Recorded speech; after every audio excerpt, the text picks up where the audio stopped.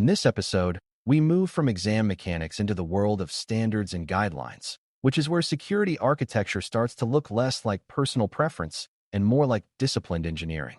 New learners often hear names of frameworks and standards and assume they are just long documents that people cite to sound official, but in practice they act like shared rules of the road.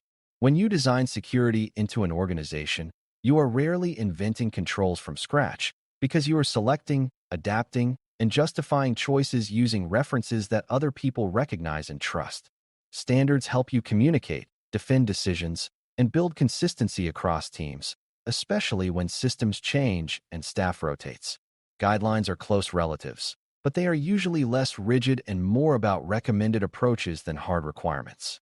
By learning how to identify which standards matter for a given situation, you gain a skill that shows up constantly in architecture scenarios and in exam questions that ask what should guide a design decision. Before we continue, a quick note.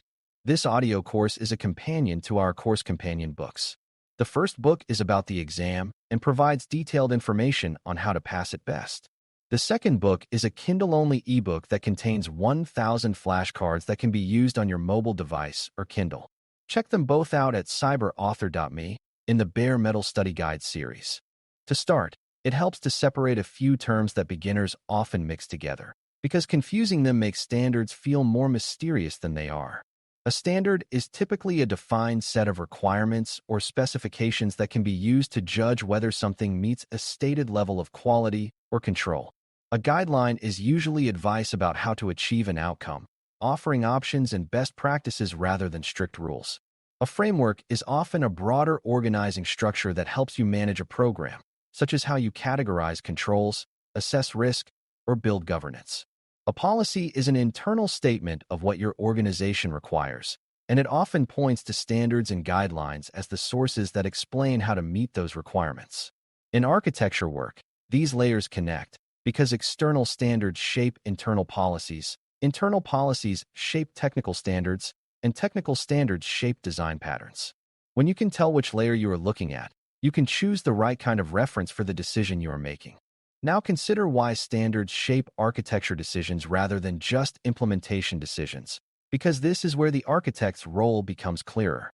Architecture is about setting direction, defining constraints, and ensuring the system's design can meet security outcomes over time. Standards provide a baseline of what good looks like, so you do not have to negotiate every security expectation from scratch for every project.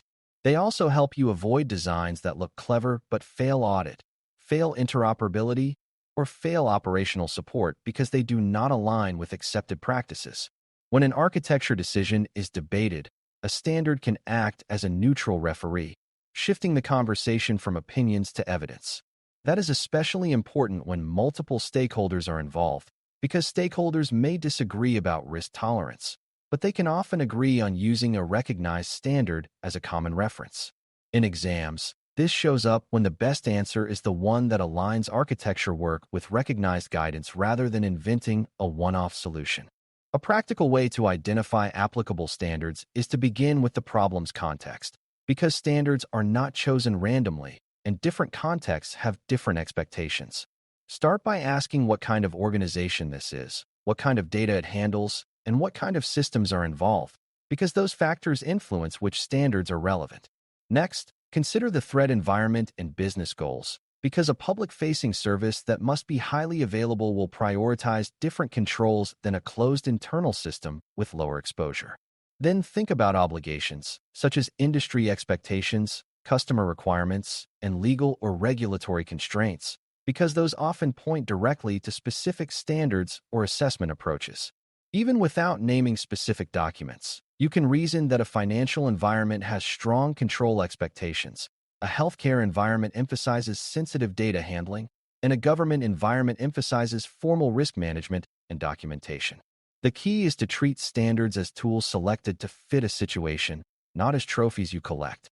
Another important skill is understanding the difference between mandatory and voluntary guidance, because architecture decisions often depend on whether a reference is a must or a should.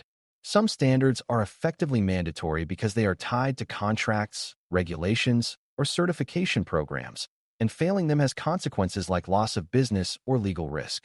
Others are voluntary but widely respected, and using them can improve quality and reduce uncertainty even when not required. There are also cases where an organization chooses to adopt a standard voluntarily to demonstrate maturity or to create consistency across a complex environment. From an exam perspective, you should assume that when a requirement is mandatory, the architecture must meet it, and the best answer often involves aligning the design to those requirements early rather than treating them as an afterthought. When a standard is voluntary, the best answer may involve selecting it for structure and clarity, but still tailoring it to the organization's needs. The art is in knowing when you are complying and when you are guiding. Because there are many standards and frameworks in the security world, it helps to classify them by purpose rather than by name, especially for beginners who can feel overwhelmed. Some references focus on management systems, meaning how an organization runs a security program and ensures continual improvement. Some focus on control catalogs, meaning specific categories of controls you can select from to reduce risk. Some focus on architecture methods, meaning how to structure architecture work products and ensure traceability from requirements to design choices. Others focus on technical protocols and specifications, which define how systems communicate securely and how trust is established. There are also assessment and audit standards that define how compliance or effectiveness is evaluated. When you classify by purpose, you can quickly narrow what you need, because an architecture team selecting controls needs a control catalog, while an organization building a governance program needs a management system, and a team designing identity flows needs protocol-level guidance. Once you have a candidate set of references, you need to judge their applicability and quality, because not every document is equally useful in every situation. A good reference is current enough to reflect modern threats and modern system patterns, and it is clear enough that teams can implement it consistently. It should also be recognized by the stakeholders who need to trust it, such as auditors, customers, leadership, or partner organizations. Some references are very high level, which is helpful for setting policy direction but not sufficient for design detail, while others are very detailed and may be too rigid for fast-moving environments if applied without judgment. The architect's job is to pick the right level of abstraction for the decision at hand. If you choose a reference that is too general, you may not get measurable outcomes, and if you choose one that is too specific, you may block innovation or create unnecessary complexity. A common misconception is that standards tell you exactly what to build, but most of the time they tell you what outcomes you must achieve and leave room for different implementations. This is where architecture judgment enters, because you translate a control objective into a design that fits your environment. For instance, a standard might require strong access control, but it will not necessarily dictate the exact system you use or the exact user experience. Another standard might require logging and monitoring, but the architecture decision is how to design visibility across systems, how to retain evidence, and how to protect logs from tampering. Architecture work often involves balancing competing control objectives, such as strong security versus usability, or tight segregation versus operational efficiency. Standards become the fixed points, while your architecture choices are the path between them. The exam frequently tests this translation ability by presenting a requirement and asking for the best architectural approach.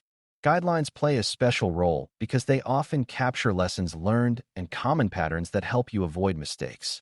A guideline may not be mandatory, but it can be the difference between a design that looks good on paper and a design that survives real operations. For beginners, guidelines are valuable because they often explain why a practice exists, which makes the practice easier to remember and apply. They also help you recognize what is normal and expected, which is important in exams where distractor answers may propose unusual approaches that sound creative but create risk. In architecture, guidelines often show up as design principles, recommended patterns, or checklists used during design reviews.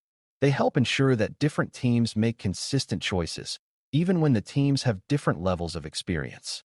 The best use of guidelines is to treat them as informed advice that you apply thoughtfully rather than rules you follow blindly. Another architect-level concern is how standards interact, because real environments rarely follow only one reference. You might have a management system framework shaping governance, a control catalog shaping control selection, and technical guidance shaping secure communication and identity.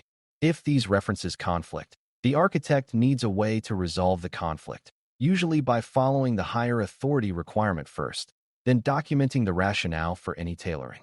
Tailoring is not a dirty word in architecture because it is often necessary, but it must be traceable and defensible. A typical approach is to define internal standards that map to external references, so teams can follow one internal set of rules while still meeting multiple external expectations. This reduces confusion and prevents projects from interpreting standards differently. Exam questions may indirectly test this by asking how to maintain consistency and accountability when multiple standards are in play.